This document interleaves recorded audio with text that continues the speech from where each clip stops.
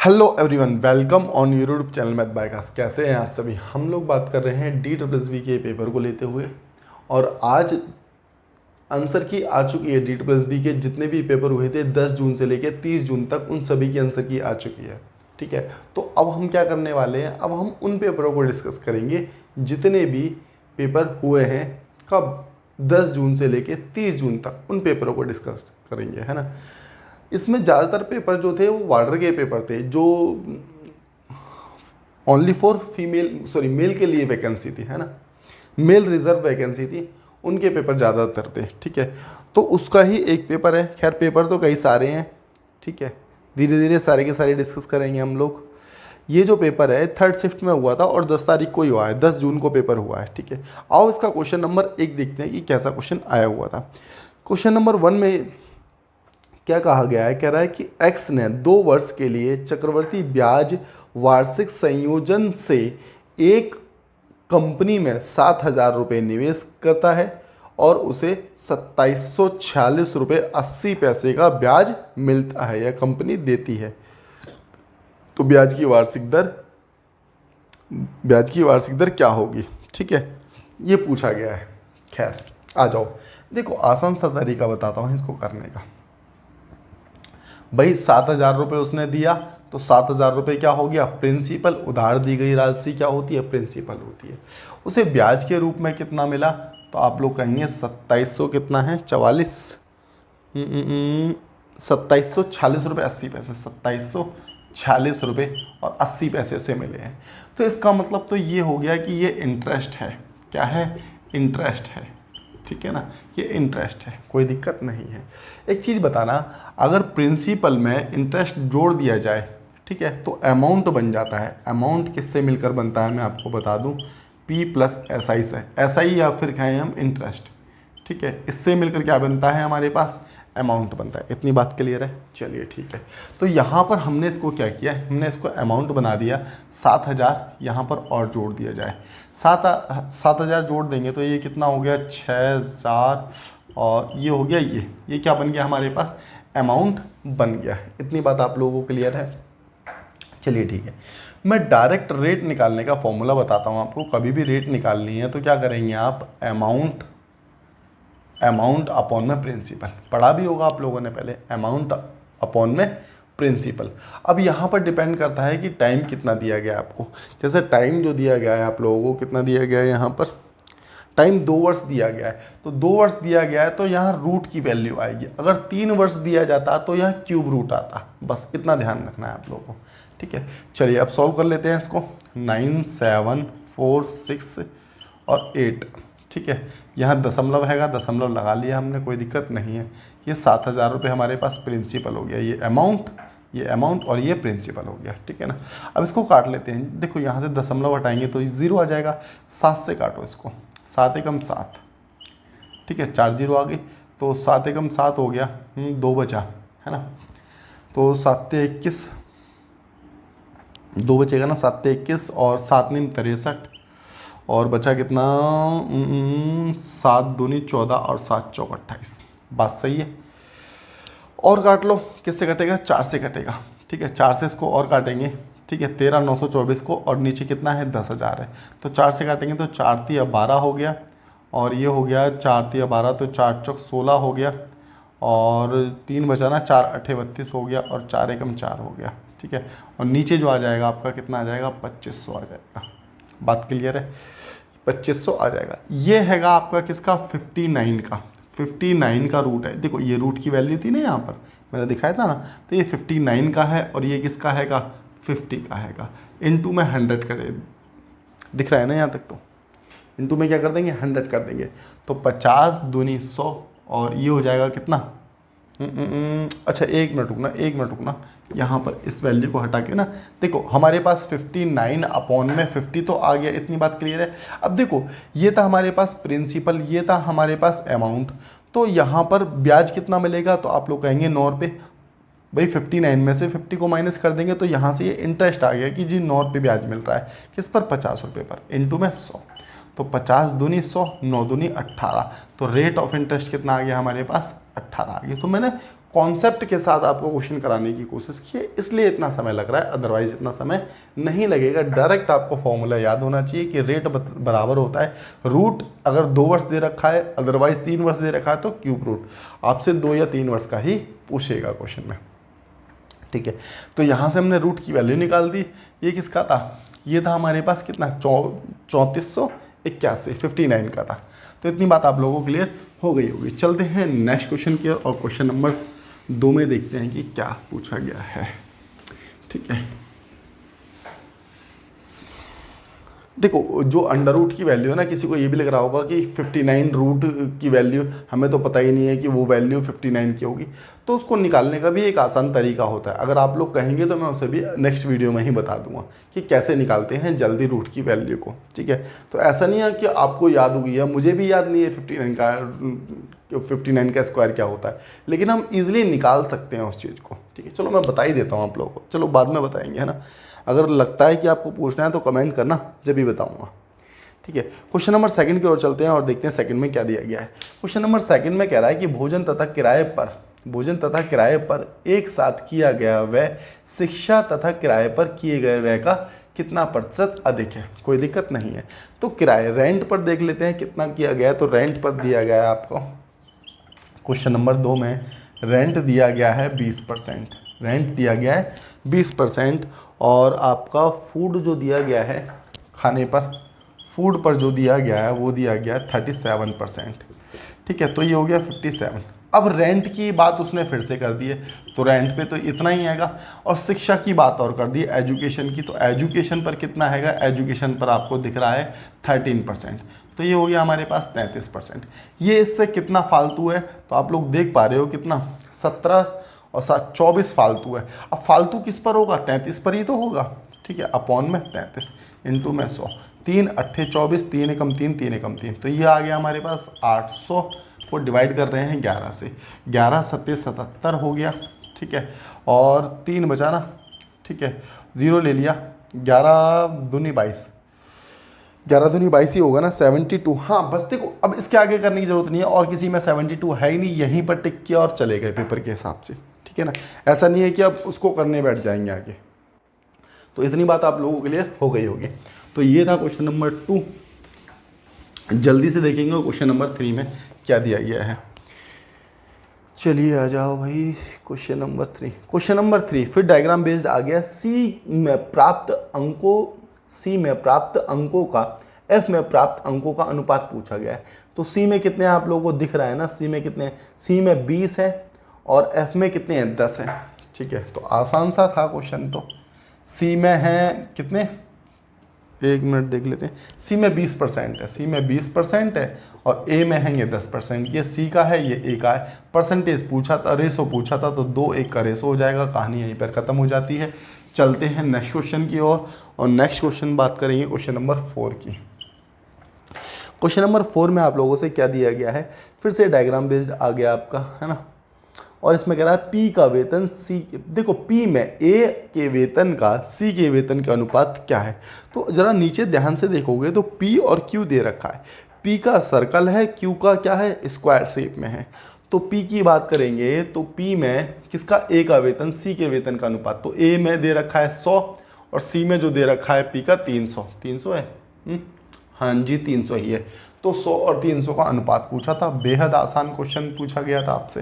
तो 1 और 3 का अनुपात हो जाएगा। बात क्लियर है। तो ये बात हो गई क्वेश्चन नंबर 4 की। 5 की ओर चलते हैं और देखते हैं कि 5 में क्या दिया गया है आप लोगों को। आज भाई 5, निम्नलिखित में से कौन सी संख्या 24 से विभाज्य है। ठीक है, देखो सबसे पहले मैं बता दूं 24 से विभाज्य होने वाली संख्या 3 से कटेगी और 8 से कटेगी। अगर इसको मैं और तोड़ लूं तो ये कटेगी 2 से और 4 से। तो इसका मतलब 3, 2, 4 से कटनी चाहिए। बात क्लियर है। ठीक है, ऑप्शन ए देखेंगे सबसे पहले कितना है, ये है। देखो 4 का भाजकता नियम क्या कहता है, 4 का भाजकता नियम कहता है कि लास्ट, देखो 2 का भाजकता नियम क्या कहता है, पहले 2 का समझो। 2 का भाजकता नियम कहता है कि लास्ट इकाई अंक यूनिट डिजिट 2 से कटनी चाहिए। तो ऑप्शन में देखोगे कि 2 से तो सारी संख्याएं कट रही हैं, दो से लास्ट डिजिट सभी का कट रहा है, यूनिट डिजिट सभी का कट रहा है, इकाई अंक सभी का कट रहा है, तो इसका मतलब 2 का तो कोई महत्व ही नहीं रहा। अगर बात करेंगे 4 की, तो 4 से भी क्या होना चाहिए, 4 से लास्ट 2 डिजिट कटनी चाहिए, और 2 डिजिट भी सभी संख्याओं की, सभी ऑप्शन की लास्ट 2 डिजिट कट रही है, तो इसका मतलब 8 का तो रोल ही खत्म हो गया यहाँ पर। हमें सिर्फ देखना है अब 3 का भाजकता नियम देखना है, और 3 का भाजकता नियम क्या कहता है कि अंकों का योग 3 से कटता है तो वह संख्या 3 से कटेगी। आ जाओ देख लो, 8 5 13, 13 और 4 कितना होता है 17, 17 और 8 कितना होता है 25, 25 का मतलब होता है 5 और 2 7, तो 7 क्या 3 से कटेगा, नहीं कटेगा, तो ये आंसर नहीं हो सकता। अगला क्वेश्चन देख लेते हैं 4 8 9 2। देखो जहाँ 9 दिख रहा है ना, 3 से कटने वाला है 9, तो इसको तो लेना ही नहीं है आपने, ठीक है। 8 4 12, 12 और 2 14, 14 का मतलब होता है 5, ठीक है। 4 और 1 5 हो गया ना, कटेगा क्या, नहीं कटेगा, तो ये भी नहीं कट सकती। अगला देखते हैं 6 7 4 4, ठीक है, 6 7 4 4, तो 4 4 8, 8 7 15, 15 और 6 21, 21 का मतलब ये हो गया 2 और 1 3, तो 3 तो 3 से कटते हैं, तो इसका मतलब आंसर जो हो जाएगा 67 44 आप लोगों का आंसर होगा। तो उम्मीद करते हैं कि इतनी बात भी आप लोगों को समझ आ गई होगी, भाजकता नियम से भी पूछा गया ये क्वेश्चन, ठीक है ना। चलेंगे नेक्स्ट क्वेश्चन की ओर। कह रहा है कि 25 विद्यार्थियों का औसत भार कितना है, ये 59 किलोग्राम है, ठीक है। 25 व्यक्तियों का, 25 नहीं 23 व्यक्ति है ना, 23 व्यक्तियों का औसत भार जो दे रखा था 59 दे रखा था आपको, ठीक है। और कह रहा है कि उस समूह में एक नए विद्यार्थी को शामिल करने पर औसत भार 1.5 किलोग्राम बढ़ जाता है, ठीक है। तो नए विद्यार्थी का औसत भार पूछा गया है कि उसका औसत भार क्या होगा नए विद्यार्थी का, ठीक है। अब एक चीज़, नए विद्यार्थी का भार पूछा गया, औसत भार नहीं, भार पूछा गया। एक चीज़ देखना, 23 विद्यार्थी थे, एक विद्यार्थी और आ गया, तो विद्यार्थी टोटल हो गए अब 24।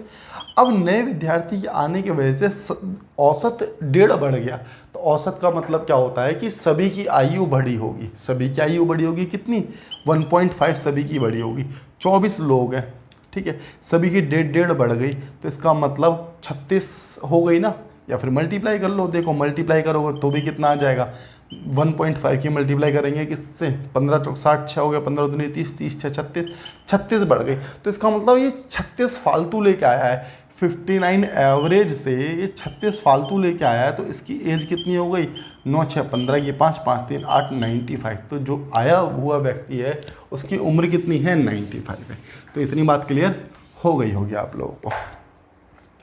बात करते हैं क्वेश्चन नंबर 7 की। क्वेश्चन नंबर 7 में आप लोगों को क्या दिया गया है, कह रहा है कि 6/7, 7/8, 7/15 और 6/13 में से इनमें से कितने भिन्न 1/2 तथा 2/3 के बीच हैं। 1/2, 1/2 का मतलब क्या होता है 0.50 कह सकते हैं आप लोग। 2/3 का मतलब क्या होता है 0.66 कह सकते हैं, 0 लगा लो शोभा के लिए, ठीक है। कह रहा है इनके बीच में कितनी संख्या है ऐसी जो इनके बीच में। अगर हम बात करते हैं 6/7 की, तो ये हो जाएगा 0 और ये जाएगा कितना 7 8 56, 56 बचेगा 4 है ना, तो 7 5 35, तो 85 हो रहा है। इनके बीच में है नहीं जी, इनके बीच में नहीं है। अगला क्वेश्चन, अगला देखते हैं 7/8, 7/8, तो ये हो गया 0 पॉइंट और ये जाएगा 70 बना दिया ना हमने, अब ये 70 हो गया, तो 8 8 64, 8 आ गया 6 बचा, 8 7 56, तो इन दोनों के बीच में है क्या, ये भी नहीं है, तो ये भी हटा दिया। अब देख लेते हैं कि ये 60 है, ये 13 है, ठीक है, इसको काटते हैं 0, 13 चौक 52, ठीक है, 13 चौक 52, 8 बचेगा, 13 पंजे 65, 13 6 78, 13 6 78 ही तो जाएगा, ठीक है। तो ये इनके बीच में है, तो ये भी नहीं है, तो इसको भी हटा देते हैं। और ऑप्शन बचा कौन सा, बस हो गए, तीनों हो गए, तो इसका मतलब निम्न में से कोई सी भी नहीं है, तो आंसर क्या होगा 0 इसका आंसर होगा। कोई सी भी संख्या ऐसी नहीं है जो इन दोनों के बीच में हो। तो ये हो गया आपका क्वेश्चन नंबर जो भी था आप लोगों का 7 था ना, ठीक है।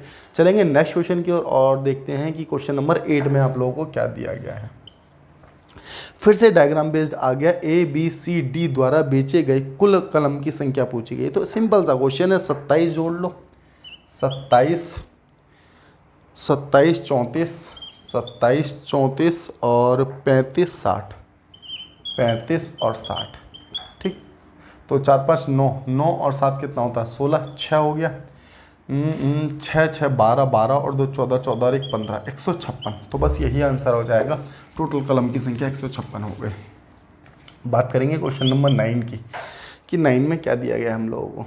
तो 9 में क्या था, अब देखो 9 क्वेश्चन कल वीडियो नंबर 53 बना था हमारा, ठीक है। डिट्टो यही क्वेश्चन मैंने कराया था, मुझे आंसर भी अभी तक याद है कि इसका आंसर 3025 है, ठीक है। उसमें बस औसत पूछा गया था, इसमें सम पूछ लिया गया। खैर कोई दिक्कत नहीं है।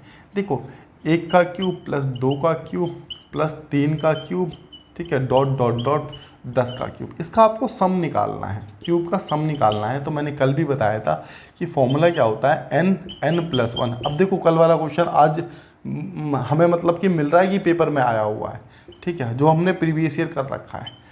तो मैंने जैसे आप लोगों को पहले भी कई बार बताया है, बस PYQ पे फोकस कर लो अपना। खैर तो डिवाइड बाय 2, ठीक है। अब इसका क्या करेंगे हम, होल स्क्वायर करेंगे, बस जो भी इससे क्या निकल जाएगा, सम निकल के आ जाएगा। तो देखो n की वैल्यू मतलब कि लास्ट टर्म कितना है, सॉरी नंबर ऑफ टर्म्स कितने हैं, नंबर ऑफ टर्म्स है 10, तो 10, ठीक है, मल्टीप्लाई 11, n+1, ठीक है, और यहाँ हो गया 2। अब इसका क्या करेंगे, होल स्क्वायर और कर लेंगे।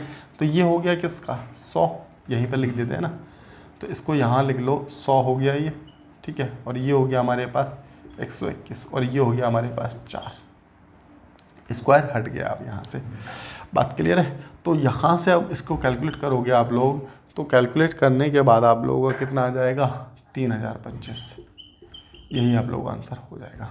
बात क्लियर है क्या। तो चलते हैं नेक्स्ट क्वेश्चन। तो बात करेंगे क्वेश्चन नंबर 10 की, और देखते हैं 10 में क्या। देखो इस क्वेश्चन में ना मतलब कि इस पेपर में CI से बहुत सारे क्वेश्चन पूछे गए हैं, कम से कम 2-3 क्वेश्चन आए हैं CI से। अभी तो हमने BC क्वेश्चन कर रहे हैं इस क्लास में, अभी तो और भी हैं, और भी उसमें मिलेंगे, है ना। तो देखते हैं क्वेश्चन नंबर 10।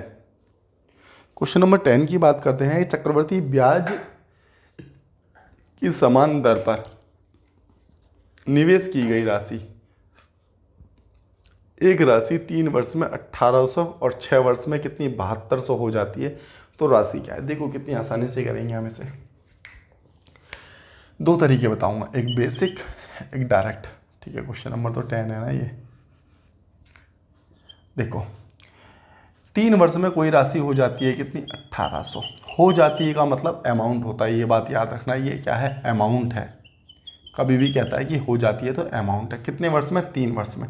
और यही राशि 6 वर्ष में जब पहुंचती है तो ये 7200 हो जाती है। तो इसका मतलब 3 का पेयर बन रहा है, तो इससे पहले 1 वर्ष में भी कोई राशि रही होगी। ये इसकी कितने गुना हो रही है, तो आप लोग कहेंगे 4 गुना हो रही है। तो इसका मतलब 1800 को 4 से भाग कर देंगे तो ये राशि निकल के आ जाएगी, 4 चौक 16 और 4 पंजे 20, मतलब कि 450 निकल करके आ गया। तो जो राशि थी वो कितनी थी, 450 थी। एक तरीका तो ये हो गया करने का। अगर आपको ऐसे नहीं करना तो आप कैसे कर सकते हो, यहाँ 1800 था, ये अमाउंट 1 हो गया और ये हो गया अमाउंट 2। हमें P की वैल्यू पूछी गई है कि P क्या था। तो आप क्या करेंगे, A1 की मल्टीप्लाई A1 के साथ करेंगे, अपॉन में A2 करेंगे, तो यहाँ से P की वैल्यू निकल जाएगी। तो A1 की वैल्यू हमारे पास आ गई 1800 मल्टीप्लाई 1800, और A2 की वैल्यू आ गई हमारे पास कितनी, 7200। 2 0 से 2 0, 18 चौक 72, 4 चौक 16, 4 पंजे 20। तो यहाँ से भी जो वैल्यू आ जाएगी आपकी 450 आ जाएगी। किसकी, ए की वैल्यू, अमाउंट सॉरी P की वैल्यू, प्रिंसिपल निकल करके आ जाएगा। तो उम्मीद करते हैं कि ये बात भी आप लोगों को समझ आ ही गई होगी, ठीक है। M, N और O, क्वेश्चन नंबर 11 देख रहे हैं हम, ठीक है। M, N तथा O की औसत ऊंचाई आपको कितनी दे रखी है, 152। देखो औसत ऊंचाई M + N + O की औसत ऊंचाई 152 मल्टीप्लाई 3 कर देंगे, ठीक है। और यहाँ से MN की औसत ऊंचाई 140 है। देखो M + N की औसत ऊंचाई 140 मल्टीप्लाई 2 कर देंगे। भाई 3 थे इसलिए 3 से मल्टीप्लाई, 2 थे इसलिए 2 से मल्टीप्लाई। और इसमें किसकी दे रखी है, N की दे रखी है। देखो N का तो 140, एक मिनट कुछ गलत कर रहे हैं क्या। N और O की औसत ऊंचाई 129 है, N और O, ठीक है, मल्टीप्लाई 2 कर देंगे बस। तो पहले यहाँ से मल्टीप्लाई करके कैलकुलेट कर देते हैं। 6 और 45, ठीक है, 280, और ये हो गया कितना 258, 258, 9 दूनी 18, 12 दूनी 24, 24 एक 25, बिल्कुल ठीक है। एक चीज़ देखना, हमसे जो पूछी गई है वो इसकी पूछी गई है, एन की पूछी गई है, एन की ऊंचाई कितनी होगी, एन की पूछी गई है। तो एन की डायरेक्ट तो नहीं निकल रही, लेकिन एम एन ओ में से एम एन माइनस कर देते हैं। देखो एम एन ओ में से एम एन माइनस कर देंगे, इसमें से ये गया तो सिंपल सा ओ बचेगा, बात के लिए। अब उस ओ को उठा के एन और ओ में से ओ माइनस कर देंगे तो एन बचेगा। समझ गए बात को? तो बस यही करना है। 450 में से 456, 456 किसकी है? ये एम एन ओ की है, M plus N plus O की है। इसमें से माइनस कर रहे हैं एम और एन को, जो कि कितनी है? ये 280 है। तो घटाओ जल्दी से, 6 हो गया और 7 हो गया, और ये कितना हो गया? 176। 176 हमारे पास ओ की निकल करके आ गई। ओ एन ओ में से ओ घटा देते हैं, ठीक है। तो यहाँ पर देखो ज़रा, एन और ओ कितना दे रखा था आपको? ये दे रखा है, ठीक है, N O, N plus O. इसमें से ओ कितना है? 176, इसको घटा रहे हैं अब हम, ठीक है। तो यहाँ बचा 2 और यहाँ बचा 8। तो यहाँ से निकल करके आ गई ओ से, तो वो कैंसिल हो गया। यहाँ से एन की वैल्यू निकल करके आ गई कितनी? 82। बस यही पूछा गया था आप लोगों से, 82 आप लोगों का आंसर हो जाएगा। कोई भी डाउट बनता है कमेंट बॉक्स में कमेंट करके बताओ, रिप्लाई मिलेगा 101%, ठीक है। अपना अपना सजेशन भी दे सकते हैं, फीडबैक दे सकते हैं, कैसी लग रही है आप लोगों को क्लास। चैनल को सब्सक्राइब करना तो कतई ना भूलें। बात करेंगे क्वेश्चन नंबर 12 की, ठीक है। क्वेश्चन नंबर 12 में एक वस्तु 20% तथा 40% की दो क्रमिक छूट के बाद कितने की मिल रही है? ये 1248 रुपये में बेचा गया। वस्तु का अंकित मूल्य, ठीक है। तो देखो इनिशियली हमें नहीं पता, हमने तो 100 मान लिया, या 100 भी नहीं मानना तो हमने x मान लिया कि x एक वस्तु थी या उसका रेट था, इसको 20% की हानि पर बेची गई है, तो इसका मतलब 80 की बेची गई होगी। और फिर उसके बाद जो भी थी उसके बाद 60% फिर से 40% का, देखो 100 में से घटाते हैं अगर डिस्काउंट देता है, तो 40 का डिस्काउंट दिया तो इसका मतलब फिर से वो 60 की बिकी है। ऐसा करने के बाद उसने जो कहा है क्वेश्चन में, कह रहा है जी 1248 की बेच रहे हैं। तो यहाँ से x की वैल्यू निकल के आ जाएगी कि कितने की थी वो पहले, 1248। तो बट्टे में 80% है, ये 60% है, तो इस परसेंट का 100 आ गया और इस परसेंट का 100 आ गया। 2 जीरो से 2 जीरो कैंसिल आउट कर देते हैं। 6 दूनी 12, 6 अट्ठे 48, दो संख्या एक साथ ली इसलिए 0 आया। 8 दूनी 16, 8 छः 48, तो ये कितना आ गया? x की वैल्यू यहाँ से 2600 आ गई। x हमने क्या माना था? इनिशियली वैल्यू मानी थी, तो 2600 आप लोगों का आंसर हो जाएगा। बेहद आसान क्वेश्चन था। अब बात करेंगे नेक्स्ट क्वेश्चन की, देखते हैं कि नेक्स्ट क्वेश्चन में क्या दिया गया है। क्वेश्चन नंबर है आपका 1 पे 3। अब भी देखो 13 बेहद आसान क्वेश्चन है, खुद से करना आप लोग। 14 ऐसे बहुत सारे क्वेश्चन करा दिए मैंने अब तक PYQ में, है ना। अब इसमें क्या करता, 5.243 के ऊपर बार है सिर्फ, है ना। तो कैसे करेंगे? मैंने आपको बताया कि जितनी संख्या पर बार है उतने 9 आ जाते हैं। देखो ये तो अलग है, 5 तो अलग ही है क्योंकि दशमलव से इधर है, तो 5 तो अलग है, ये प्लस में रहेगा, ठीक है।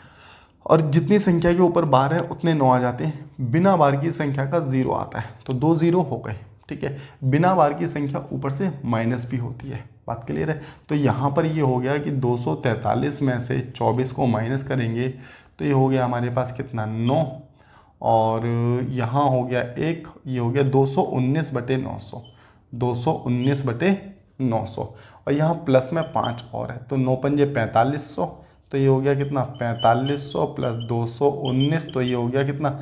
4719/900, ठीक है। यही आपका आंसर हो जाएगा, 4719/900, ठीक है ना। तो ये हो गया क्वेश्चन नंबर 14 का सॉल्यूशन। जल्दी से चलेंगे 15 की ओर, देखते हैं कि 15 में क्या दिया गया आप लोगों को। निम्नलिखित में से कौन सी संख्या 12 से विभाज्य है? तो 12 से कटने वाली संख्या कौन सी है? सबसे पहले क्या करेंगे आप लोग, इसमें भाजक नियम लगाएंगे।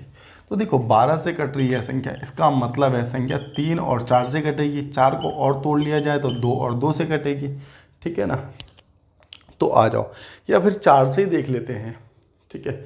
अगर हम 4 से ही देख लेते हैं, नहीं काटते इसको, तो भी बात बन जाएगी यहाँ पर, तो ठीक है। 4948, 4948, ठीक है, और क्या हो रहा है हमारे पास 8572। एक मिनट पहले ना एक ही करके तो काट लेते हैं। देखो 4 से तो सारी कटनी है, क्योंकि 4 का भाज्यता नियम मैंने बताया ना आप लोगों को कि लास्ट 2 डिजिट कटनी चाहिए, तो 4 से तो कट रही है, इसको तो देखना ही नहीं है हम।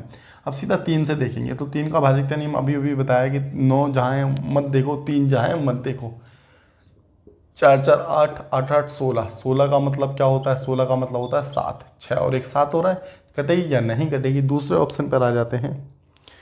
दूसरा ऑप्शन क्या कहता है? तो दूसरा ऑप्शन कहता है 8572, 8572। तो यहाँ पर देखो 7 2 9, हटा दो इसको।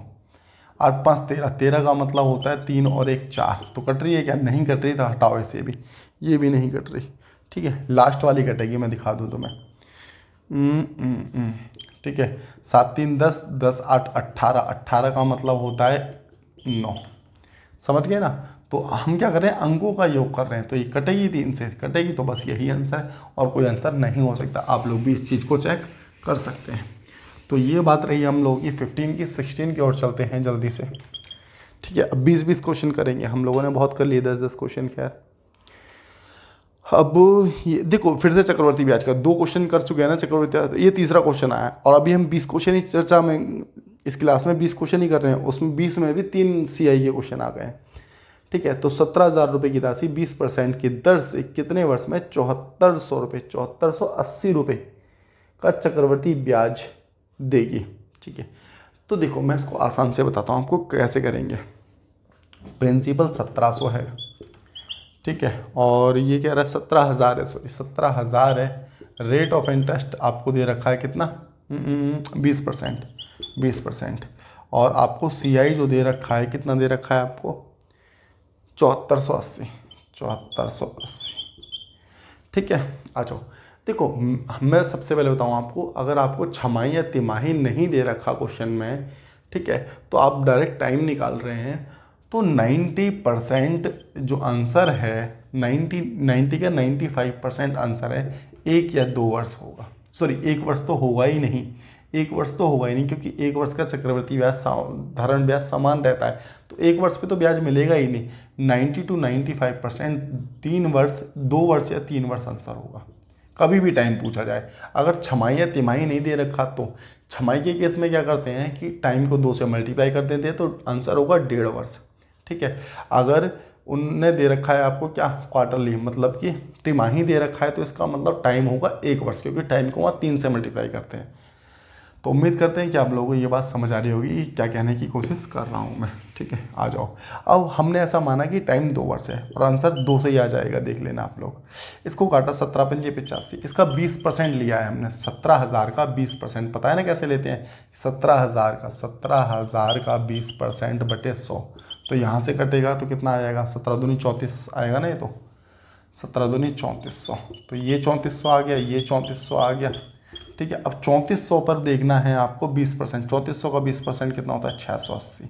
इन सबको जोड़ लो तो आप लोग देखोगे 6800, तो ये हो गया, और ये हो गया 680, 680 0 8 600 है ना, ये 600, 8 6 14 और 1 7, तो ये 7480 देखो सेटिस्फाई कर गया ना। CI 7480, 2 वर्ष का आता है ना, तो 2 वर्ष में सेटिस्फाई कर गया, नहीं तो 1 वर्ष और ले लो, 3 वर्ष कर लो।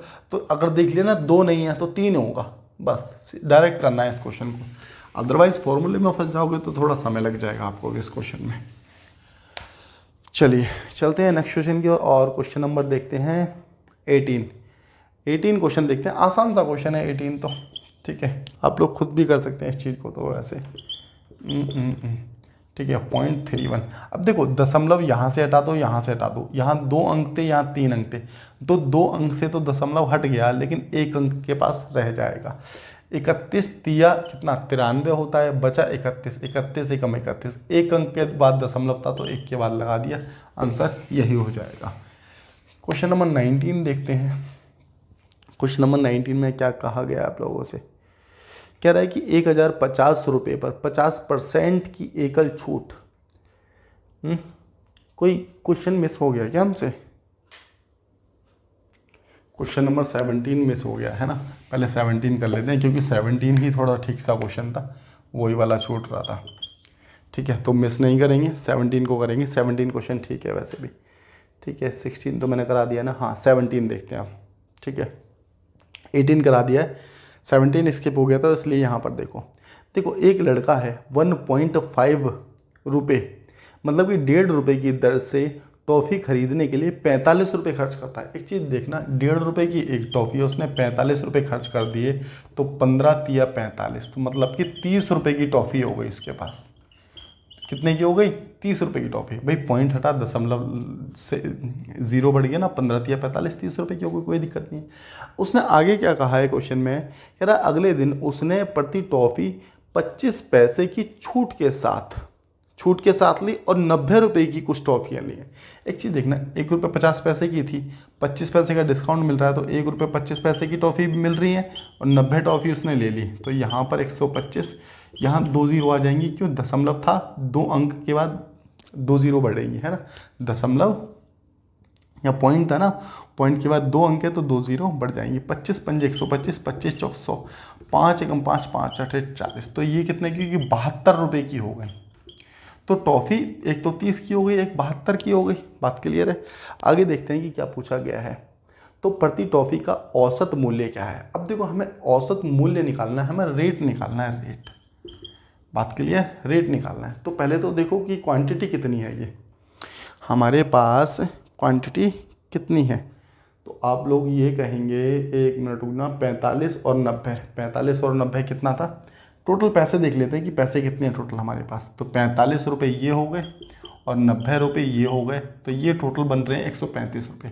तो यहाँ लिख दिया 135 रुपये, 135 रुपये, ठीक है। और यहाँ पर पैसे कितने बन रहे थे हमारे पास? 72 रुपये, 72 और 3 102 रुपये, है ना। इस 30 को जोड़ा है, उस 72 को जोड़ा है, ठीक है। तो बस इसको काट देना है, काटने के बाद अप्रोक्स में आप लोगों का आंसर आ जाएगा 1.32, ठीक है। अप्रोक्स में आएगा, काट सकते हैं, काट लोगे ना, हाँ काटना है, बस काट लोगे, बस ये आंसर निकल करके आ जाएगा। एवरेज रेट क्या होगा? तो ये थोड़ा सा ठीक क्वेश्चन था। खैर बाद बाकी तो सारे आसान ही क्वेश्चन है, कुछ आसान है, कुछ हमने बना दिए। खैर चलते हैं नेक्स्ट क्वेश्चन की ओर। मजाक की बात है, सीरियस मत लेना, ठीक है। आते हैं क्वेश्चन नंबर 19 की ओर। 19 करेंगे ना, 18 तो कर लिया ना हम लोगों ने, हाँ भाई, हाँ 18 कर लिया, 19 करेंगे। तो देखो 1050 रुपये पर 50% एकल छूट दी गई, ठीक है। यदि 40% और 10% की दो क्रमिक छूट दी जाए तो दोनों के विक्रय मूल्य के बीच अंतर क्या होगा? देखो इसको करने का तरीका बताता हूँ कैसे करेंगे। है तो क्वेश्चन आसान, लेकिन और आसान हो जाएगा अगर इस तरीके से करोगे तो। देखो आप इनिशियली 100 मानो, 100 रुपये है, 100 रुपये पर एक 40% की छूट दे रहा है, तो इसका मतलब 60 रुपये में बेच रहा है, 60 में बेच रहा है, ठीक है। परसेंटेज का यहाँ से साइन हटेगा, यहाँ 100 आ जाएगा, इससे काटा, तो इसका मतलब इसका जो सेलिंग प्राइस आ गया वो कितना आ गया? 60 रुपये आ गया। बात क्लियर है। अगर दूसरे की बात करते हैं तो कह रहा है कि 10% की दो क्रमिक छूट दी गई। अब हमने तो 100 रुपये माना है, 10% की एक छूट दी गई मतलब कि 90, फिर से 10% की छूट दी गई तो कितना? ये आ जाएगा। तो यहाँ 100 रखा, यहाँ एक बार 100 और रखा, क्योंकि परसेंट का साइन हट रहा है तो 200 आएंगे। यहाँ से इसको काटा, ठीक है, 2 जीरो से 2 जीरो, तो 9 में 81 आ गया। ठीक कर रहे हैं ना, ठीक है, 9 में 81 आ गया। तो इनके सेलिंग प्राइस में अंतर कितने का है? तो आप लोग ये कहेंगे इनके सेलिंग प्राइस में अंतर है 21 का। तो बस 1050 का 21 निकाल दो आप लोग, 1050 में से 21 की वैल्यू निकाल दो। तो एक कुछ गड़बड़ कर रहे हैं क्या हम लोग? विक्रय मूल्य के बीच अंतर, तो आप इसको परसेंटेज में ही रहने दो वैसे तो, है ना, क्योंकि 21% निकालो, 21% निकालोगे तो ज़्यादा ठीक लगेगा आप लोगों को। हाँ मुझे लगता है कुछ गड़बड़ कर दिया हमने। 50% था वो, माफ़ी चाहेंगे, ये 50% है, ये 50% है, कोई दिक्कत नहीं है, ये तो 10-10 ही रहेगा। तो आपका जो यहाँ बनेगा वो बनेगा कितना? 31 ना, 31 बनेगा। 1 मिनट रुकना, 50% की, अच्छा 40%, ओहो ये पूरा क्वेश्चन ही थोड़ा सा वैसा हो गया, लेकिन 1 मिनट रुक जाओ, मैं अभी ठीक कर देता हूँ इसको, बस 1 मिनट का समय दो, मैं ठीक कर देता हूँ। तो ये हो गया 40% का डिस्काउंट, मतलब कि यहाँ पर 60, ये तो 50 था तो यहाँ पर 50 ही रखो, ठीक है, ये 60 हो गया। और 60 और फिर से 10% की छूट मतलब कि 90। कोई दिक्कत नहीं है, क्वेश्चन को थोड़ा सा गलत पढ़ लिया। 9×54। अब देखो इसमें अंदर 4% का आ रहा है, तो बस 1050 का 4% निकाल दे। 1050 ये ना देख लो अब सही से, ठीक है। इसका 4% निकाल दो। 0 से 0, 4×5 20, तो 4 एकम 4, ठीक है। नीचे 10 था तो काट देंगे, तो अंतर जो आ गया सीधा 42 का आ गया। तो बात इतनी क्लियर हो गई होगी, ठीक है। लास्ट क्वेश्चन और देख लेते जल्दी से। बात करते हैं क्वेश्चन नंबर 20 की। लास्ट क्वेश्चन है ये, ठीक है। अच्छा देखो, ऐसा 11 का क्यूब हो गया, 13 का क्यूब हो गया, और ये 15 का क्यूब कहाँ तक बताना है, 29 तक के क्यूब का सम बताना है। अच्छा सम वाले जैसे अभी एक क्वेश्चन किया है, कल के वीडियो में भी कराया है मैंने, है ना। कर लोगे क्या? चलो मैं करा ही देता हूँ। तो देखो सम कैसे निकालते हैं। सम का फॉर्मूला भी मैंने बताया था ना, n+1 डिवाइड बाय 2 का होल स्क्वायर, ठीक है। लेकिन इसमें से माइनस होगा 1 से लेके 9 तक के स्क्वायर। अच्छा चलो इसको करके दिखाना आप लोग खुद से, ठीक है। मैं देखता हूँ, क्वेश्चन ठीक है, वैसे क्वेश्चन इतना हल्का भी नहीं है, ठीक है। ठीक क्वेश्चन पूछा गया है। इस क्वेश्चन का सॉल्यूशन आप लोग करके दिखाएंगे। फॉर्मूला तो मैंने एक बार लिख ही दिया है आप लोगों का। इसमें से माइनस हो जाएगा 1 से लेके 9 तक का क्यूब, मतलब कि 1 3 5 से लेके 9 तक का क्यूब माइनस कर देंगे। माइनस करने के बाद आप लोगों का आंसर आ जाएगा, ठीक है। तो देखते हैं किसका आंसर ठीक आता है। कमेंट बॉक्स में अपना आंसर कमेंट करके बताना, ठीक है। बाद बाकी जैसे ही नेक्स्ट वीडियो मतलब कि कल बनेगी, ठीक है। 20 क्वेश्चन और आएंगे इसके, तो सबसे पहले इसी क्वेश्चन को सॉल्व कराऊंगा मैं आप लोगों को, और जब तक देखते हैं कि किसका आंसर एकदम ठीक निकल करके आता है। ओके, मिलते हैं नेक्स्ट वीडियो में, तब तक के लिए tata bye bye, see you and take care of you.